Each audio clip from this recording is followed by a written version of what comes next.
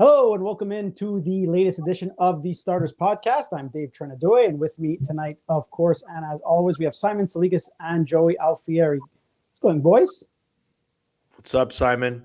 You good? No, not good at all. Uh-oh. What's going on? What happened? Lakers get blown out in Game 5. Yeah, it's all right.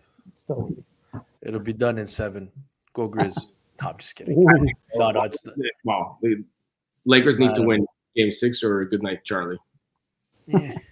even then. Tough. Yeah, Lakers were getting blown out. I turned the channel. Bruins come back to tie it again. I checked the scores right 30 seconds ago. Giannis and the Bucks are down. Like the Heat scored 36 points in the first quarter against the world's best defense. It's ridiculous. I don't get it. Yeah. Tough night. Tough night indeed. I feel you. All right. Well, to make you feel better, you can find us on Instagram, TikTok, YouTube, Twitter at the Starters 690. Please follow, comment, leave us your comments, and answer the questions along with us. We always appreciate it there. You can find us obviously everywhere else on Spotify, anywhere you listen to your podcast as well. And of course, our weekend morning show, 7 to 9, Saturdays and Sunday on TSN 690. All right. Guys, I just want you to know this podcast is officially sponsored by Club CDL. Club CDL, best sports club in town. 13 indoor tennis courts, clay and hard. It has 6 outdoor clay courts. It has a swimming pool. It has a soccer field, squash courts. It has everything, guys. So check them out at clubcdl.com. You can save $100 on a summer membership if you go to clubcdl.com today. All right, question number 1, guys. Brought to you by Cafe Milano, of course. Cafe Milano, 3 locations, St. Leo, Laval, and the new one in West Island, right off of Sources on Brunswick. And that is where we're going to be tomorrow or today, whenever you guys are listening. Thursday. Thursday, yes. Thursday night is our NFL draft watch party. We've had some listeners already tell us they're going to be there. Cool. I personally can't wait. We'll have the Leaf game on. Don't worry, hockey fans. There'll be some TV. Will we? I'm sure. I think that there's several TVs at all their locations, so we're gonna have one in our area there, and there might even be 2 in my area. I'll have to check on that. But ours, I know the TVs are there. I'm saying I'm all NFL tomorrow. I'm all in NFL on Thursday. I'm all in. I'm definitely gonna take a peek at that game because that series is pretty interesting. But locked in on pick number 9. That's what. Bear down. Bear down. All right. Well, it's finally happened. Speaking of the NFL draft, kind of, Aaron Rodgers has been dealt to the New York Jets. The Green Bay Packers have traded Rodgers to the Jets. They'll receive the first-round selection, a second-round pick, a sixth-round selection in 2023, and a conditional second-round choice in 2024 in exchange for Rodgers and their first-round selection, number 15 overall, and a fifth-round choice in 2023. My question is, boys, who won the trade? And also, bonus question, where will the Jets finish in the AFCs? Okay, Simon, so let me just jump in here because I feel like you deserve to take a victory lap on this one based on the way we answered the questions when this whole saga began. You said that the Packers had the most leverage. I said the Jets. Clearly, based on what was given up here, clearly I was in the wrong. A little bit surprised at what the return was. And I know some people are saying, well, they gave up 2 first-round picks. Well, they didn't really give up 2 first-round picks. It's a swap. You're leapfrogging 14 to go to 13. So the Jets get 15 this year. The Packers get 13, so they move up a couple spots. But it's that first-round pick next year. Kind of bothers me when, I know they had Woody Johnson and the brain trust of the Jets went to California and they spoke to Aaron Rodgers, and maybe he gave them some assurances behind closed doors that he's going to play in 2024. But, I mean, man, you give up a first-round pick, and basically all you need is Aaron Rodgers to play 65% of the snaps in 2023. I don't know. I don't feel great about that. If he's one and done, like even if, say, the Jets win a playoff game this year, right? Let's just say they win one playoff game and Aaron Rodgers is done. I mean, is it really worth giving up a first-round pick next year in 2024 for that? And if things go badly and the Packers didn't make the playoffs this year, and I know the Jets have a great defense and they've got some weapons there, and I think they're a playoff team, but if for whatever reason it doesn't go well, you're giving up a first-round pick in next year's draft, it kind of bothers me a little bit. I get why the Jets had to do it, but I'll be honest with you, at that point, I almost prefer paying Lamar Jackson and giving up the 2 first-round picks for Lamar Jackson than giving up a first next year for Aaron Rodgers. So I think that, potentially everybody can win in this deal. But at the end of the day, I think the Packers have won in terms of value for sure. Because Rodgers, whether Jordan Love flops or doesn't flop, Rodgers wasn't going back there anyway. So I think it's a big win for the Packers. I didn't think they had the leverage to get this kind of return. So shout out to Brian Gutekunst and the staff out there. They did a great job. Where did the Jets finish? I think the Chiefs are better than them. I think the Bengals are better than them for sure. Oh, it says finishing the AFC East. Okay, so I think it's debatable with the Bills. I think I'm still leaning Bills at this point, but I think that that's a coin toss, and I can wake up tomorrow and change my mind. So I'm gonna go second there. I think they're the 4th best team in the AFC and the second best team in the AFC East, I think, but I could be wrong.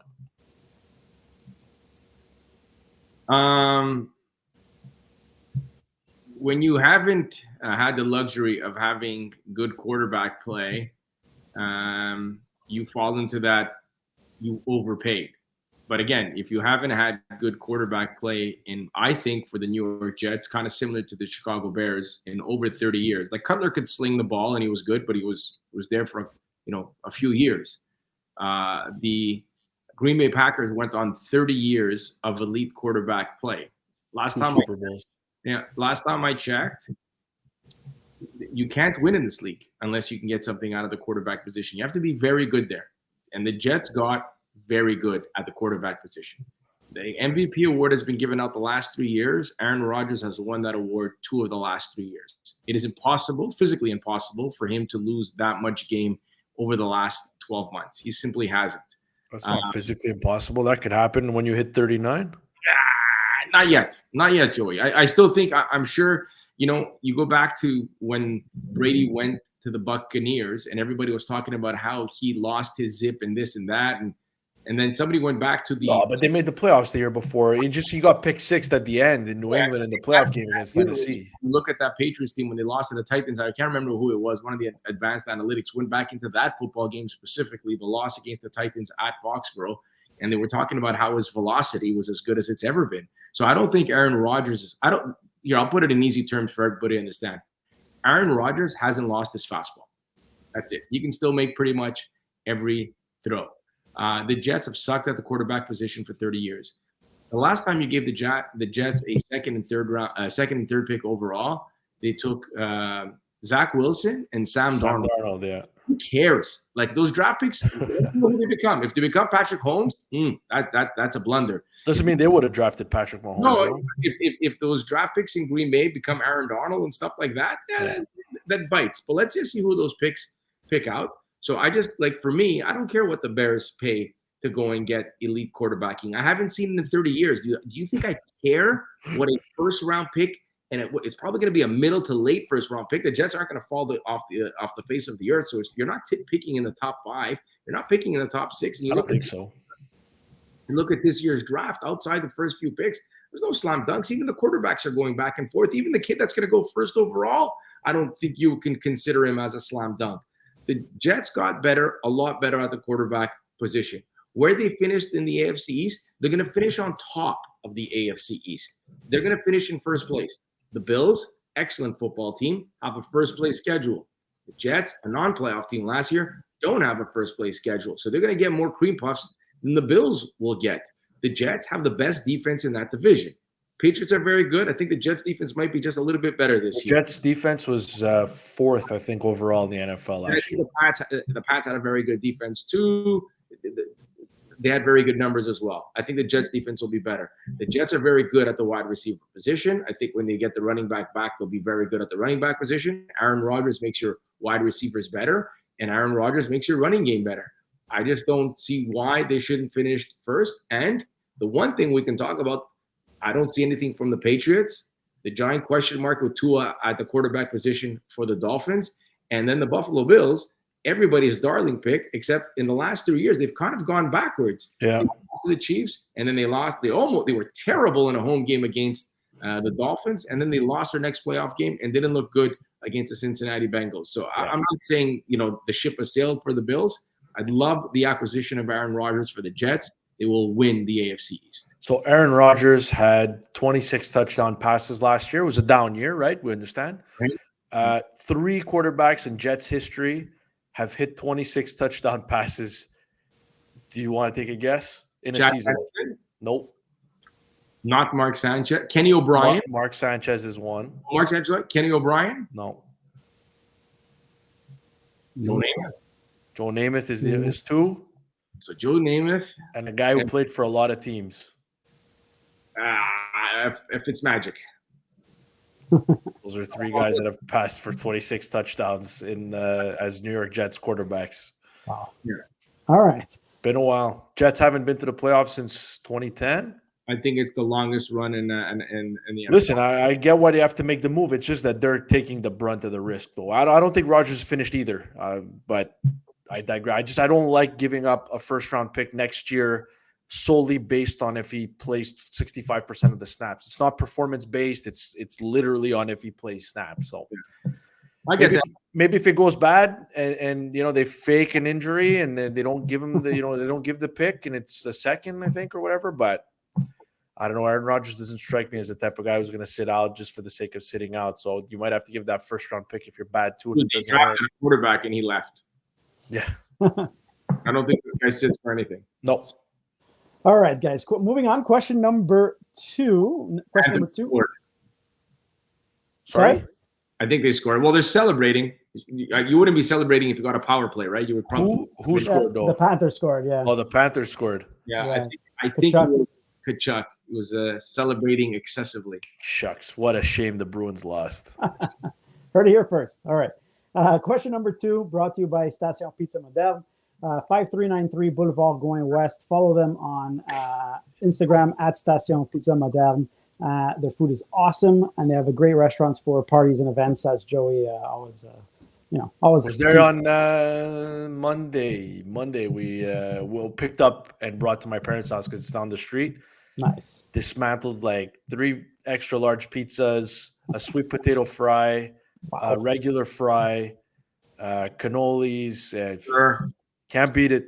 Can't beat it. Next time, drive a little bit more west, and that's a lot more west. That's a lot more west. All right, fair enough. And eat the drive. All right. So, question number 2: Clippers eliminated yesterday. On First Take, Stephen A. Smith suggested that Steve Ballmer and the Clippers should force Kawhi Leonard to retire because he will otherwise drain money on the cap. Uh-huh. I want to know if you guys agree. Should Toronto Raptor legend Kawhi Leonard be forced to retire? No. I'm not sure you're allowed to do that. But it sucks. Listen, I didn't like I totally get the load management. And here's a perfect example of why you need load management in basketball. When he wasn't playing game 3 and game 4 and game number 5, I believe, everybody came out and ridiculed the guy and attacked the guy, including myself on the starters on Sunday. Peter Vrionis was in studio producing. And I even tweeted him and Lucas Scott today. I said, availability is your first responsibility. Hashtag Kawhi. It's unfortunate, but I think the what was it, a torn meniscus or something? It was something relatively serious. And I'm missing 3 games of a series if it's not serious. Like that's the part on me that's lost on me. Like everyone's mad. There was a little bit of talk, Joey, that it wasn't as much. Also, the way that the coaching staff found out was very awkward. They found out like hours before tip off and stuff like that. So it wasn't whatever. One of the greatest playoff performers in NBA history is not missing playoff games because he's not seriously banged up.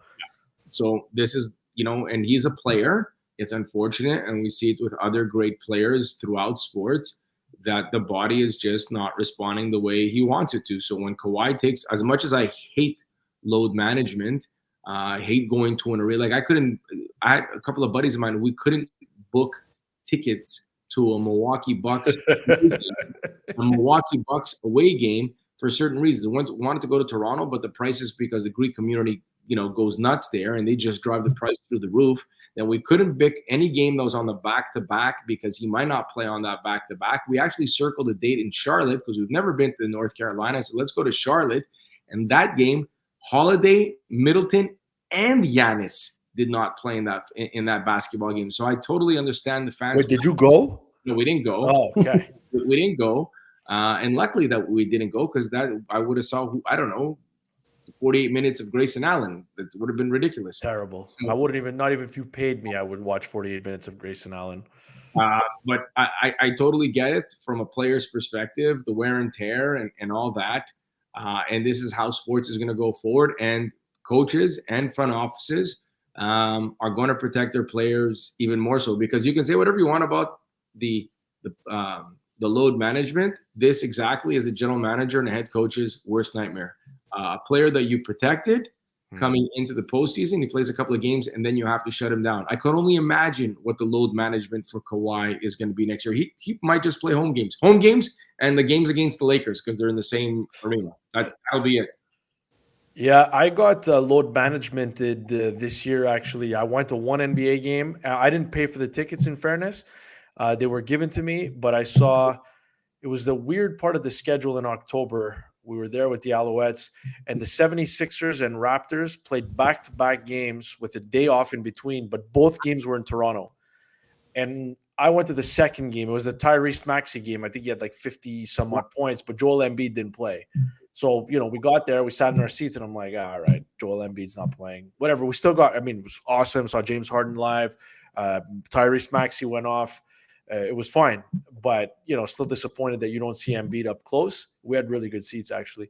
I don't get this whole thing. Like, I don't know. Is ESPN trying to shock people? Like, I don't understand what Stephen A's saying. Like, it's time for him to retire. Like, the guy's clearly banged up. Kawhi Leonard, if he could have played, he would have played. He was unbelievable in game one. Kept them in that game, dragged them into the fight without Paul George. So, look, to me, it's frustrating during the season. I don't like load management either, but when these guys are missing playoff games, outside of Embiid sitting out the 3-0, you're up 3-0 in a series and it looks like Brooklyn's dead in the water, and they were.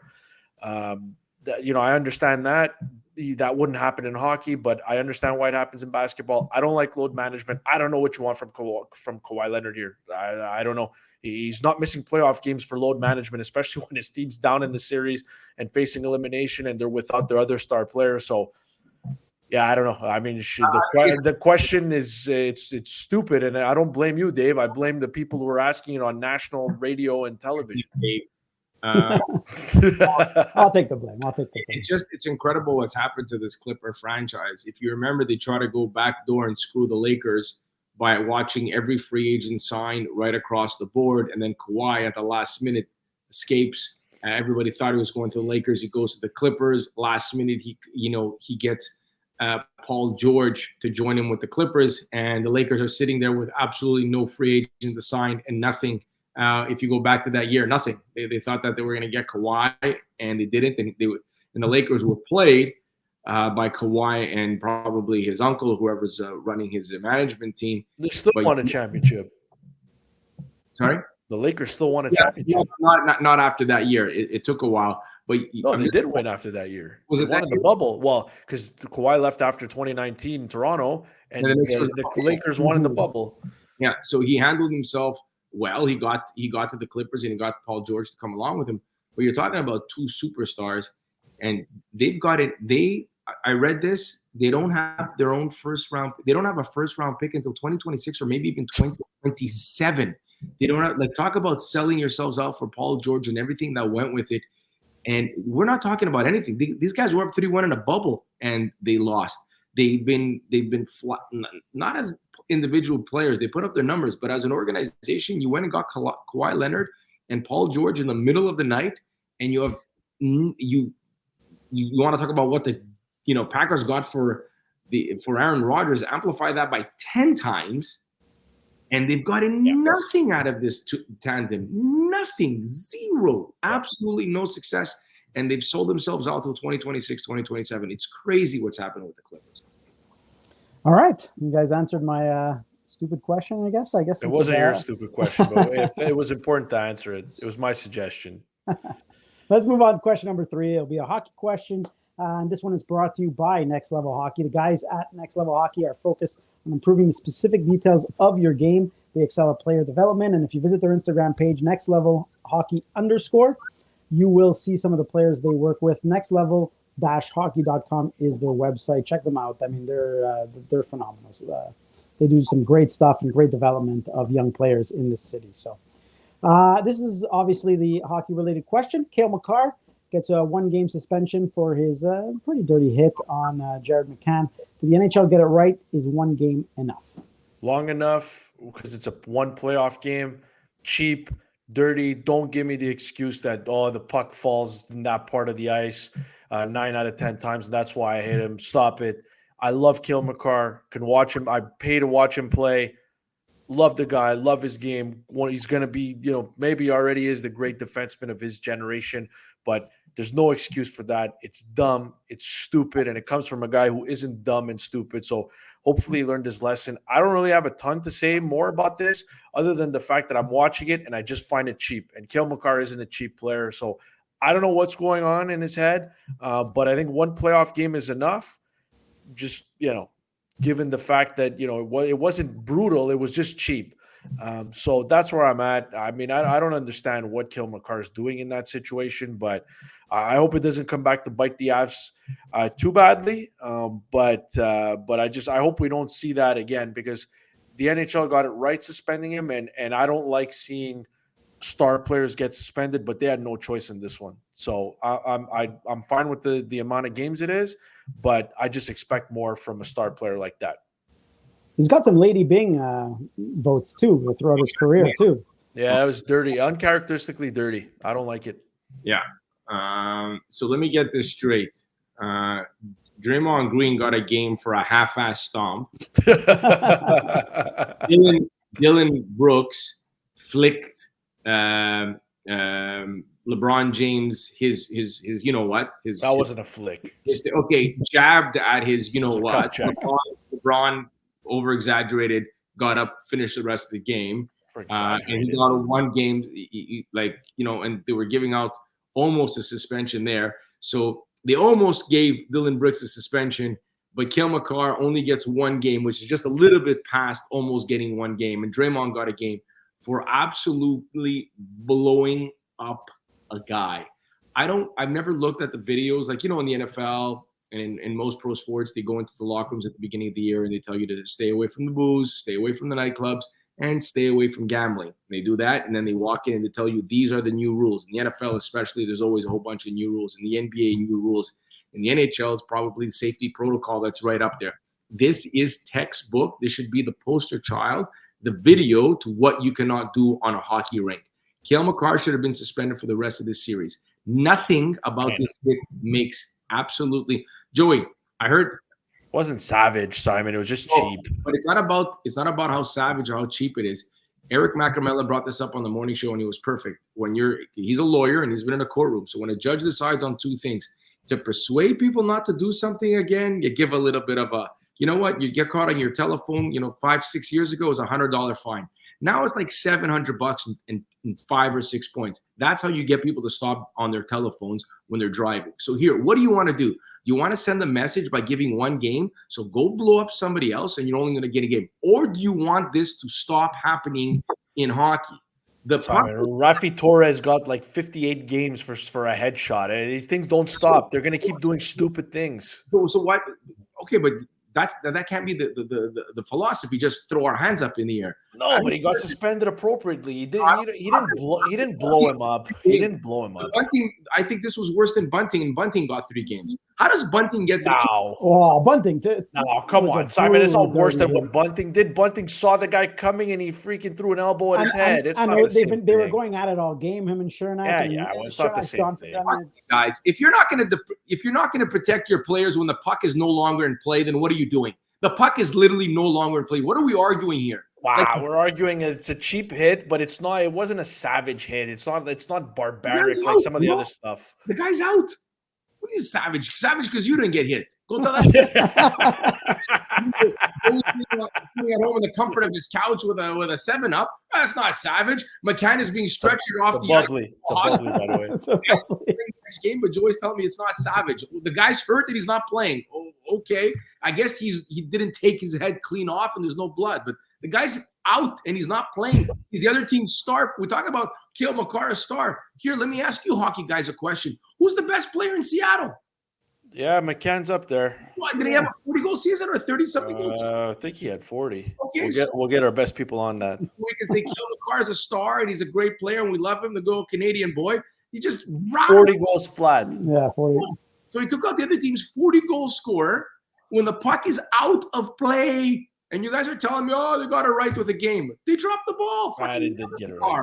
It's the NHL. It's the NHL. It's Kale McCarr. It's the NHL, and it's a star player. Did the NHL get it right? So the question to me is, no, it should have been 3 games. And you opened it up by nailing Bunting. They should have continued this trend. But you gave a guy a game for taking out the other team's best player when the puck was not in play. Who is making a case for a game as good enough is I think is absolutely crazy. And I'm the guy that has no problem with physicality in hockey. I have no problem with the fighting in hockey. When 2 guys drop the gloves, I'm yay. Not became trendy this year because the Canadians actually had a guy that could beat up the opposition, and now all the ones that complained about fighting forever are cool with fighting because Jack I can beat up people. There's no problem with fighting in the NHL. If anything, I'd love to see a bench clearing brawl, but this is a puck out of play. The other team's best player is lying on the ice, relatively motionless. 1 game. Draymond Green got a game for relatively motionless. You're exaggerating. It wasn't relatively motionless. Look, I know he's missing the game tonight. I get it, but it wasn't vicious. It was cheap. Like I don't know. It was calculated and it was calculated and malicious. Okay, you convinced me. 2 games. I'm not going 3. It's the NHL, Simon. Come on. I'm not saying it should be 1, 2, or 3, but if you want this to stop giving out 1-game suspensions. That's all I'm saying. But he gave out 3 for Bunting, and it didn't stop anything. The next guy did the same thing. They don't care. In the moment, they don't think. They don't think, hey, this guy got suspended 15 games. It's not going to happen. The game happens too fast. It's not like a cell phone. Like, hey, when if I pick up this cell phone and I get caught, I'm in trouble. It's not the same thing. You don't have time to process. Sometimes would you say that the NFL we see less headshots than ever? I think we do. I think when the rule came out and guys were going across the middle, like the Vontaze verdict.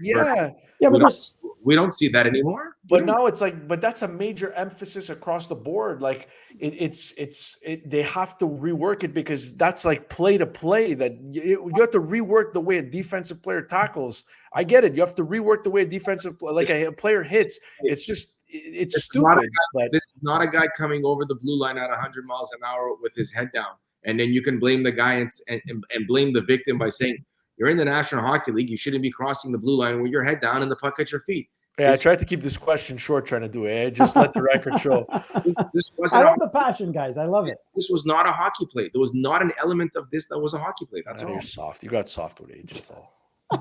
It's a suspendable hit. I'm just not going 3 games. We're going to move on. The only guy that says he wants to see bench brawls on this podcast. Whoa. I think we all know my opinion on that. You want to see what? To be fair. Bench brawl. Oh, bench brawl. Yeah. No, listen, I'm for a good bench brawl as long as I'm not in it.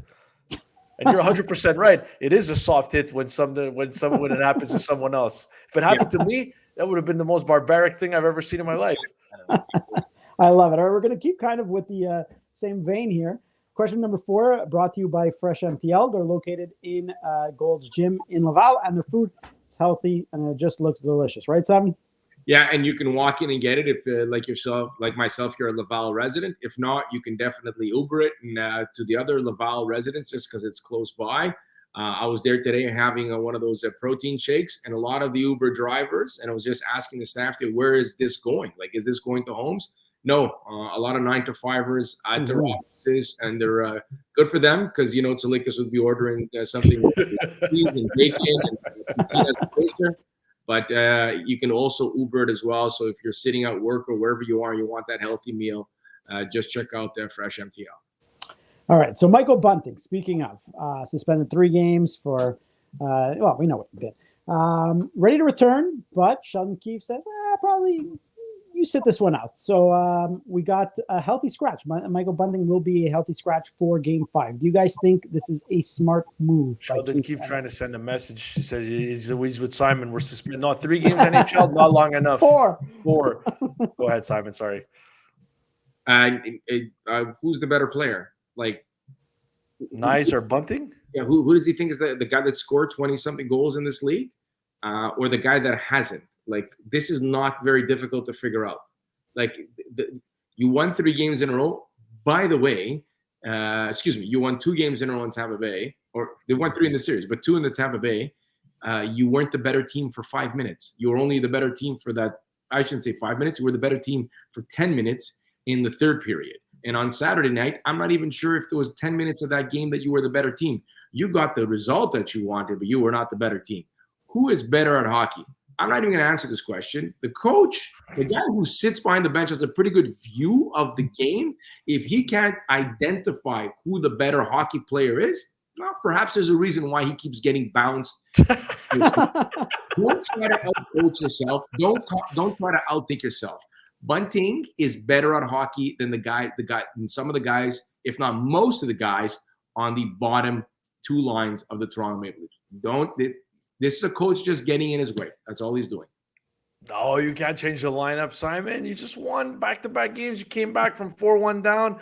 You got the job done. I wouldn't make the change either, to be totally honest with you. And it's not about Nyes or – no, not ever. But if you come back and you lose Game 5 on Thursday night, then you say, all right, you know what? We'll get Bunting back in the lineup. We'll shake things up. It'll give us a jolt. But right now, I mean, you're up 3-1 in the series. You just took 2 games in Tampa Bay. I'm not making a change of the lineup. Plus, you did something stupid to get yourself out of the lineup. So you know what? We won without you. And we're going to continue going without you until we want to make a change. So you nearly put us in a jam. And this is where we are. So I'm okay with Sheldon Keefe. Like, these are not the reasons why they get bounced in the first round. I'll say this. His coaching might be the reason they get bounced. Wow, his coaching. I mean, sure. But his coaching didn't force Alex Galchenyuk to give a puck away in overtime against Canadians a few years ago, flip the series around. But, you know, at the same time, I think it's collective. It's everybody. It's players, it's coaches, it's the mindset. But if I was them, I would roll in with the very, very same lineup. I wouldn't take Nyes out. I wouldn't take anybody else out. If we lose Game 5, then we can have a discussion if we think Bunting makes us better. If not, then we'll keep rolling with what we have. But right now, I wouldn't make a change going into Game 5. I think it's logical what they've done. I think they have won 3 in a row. Didn't Tampa win Game 1? Yeah, exactly. Yeah. I mean, like Nyes won all 3 games without him. But Nyes, funny enough, you talk about how they were only good 10 minutes out of the last game. I mean, Nyes had a fantastic game throughout the night. So he's been pretty good. And the big play where he took it right off the goal line, man. Yeah, for sure. And he saved that goal. And to be honest, I mean, the one thing I see is you don't have to take Nyes out for Bunting. It doesn't necessarily have to be that way. You could look further down the lineup, take some guys out there. There's nobody on that bottom 6 that you think. Well, that's it. You know. No, but I'm just saying he's obviously better. He's a better player than what some of the players they're dressing. But my point is that right now you've won without him.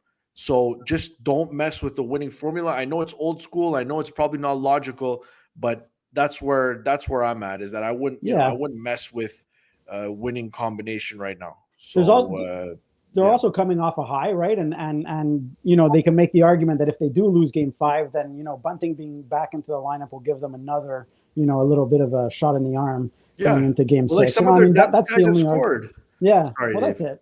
Chiari scored. You know what I mean? Like, he's not in there for any. I don't think for Chiari either.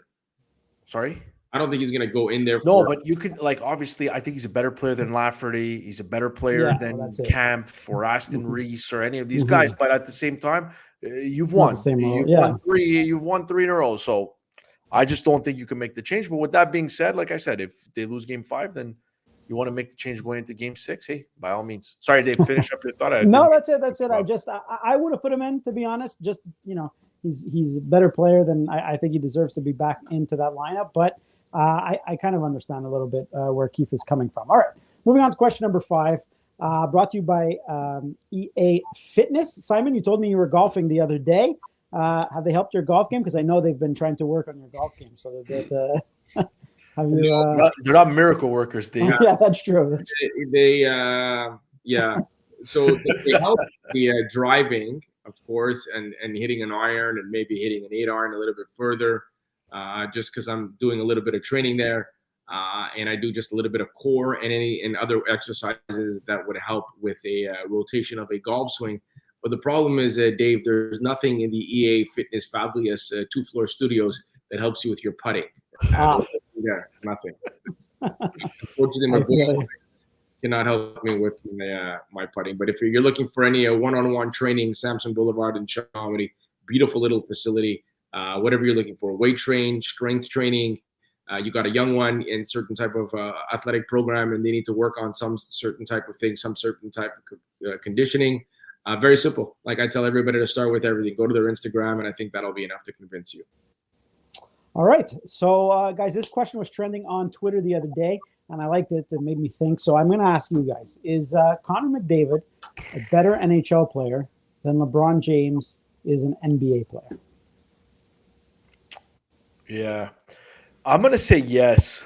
So, and I'm having a really hard time saying that, but I do think that Connor McDavid, and it's funny because like LeBron James is probably going to be the all-time leading scorer. I mean, when it's all said and done, he's going to smash every offensive record there is. But I do think there are more holes. Man, I feel stupid even saying this. There are more holes. Like LeBron's not the greatest shooter. Now, he's a great scorer, but not necessarily a great shooter.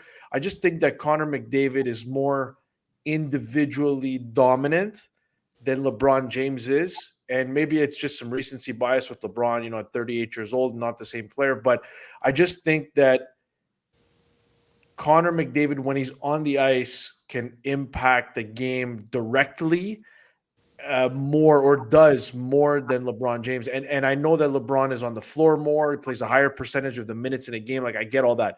But I'm saying if you put that aside, stars are more important in the NBA than they are in the NHL. I'm not debating that.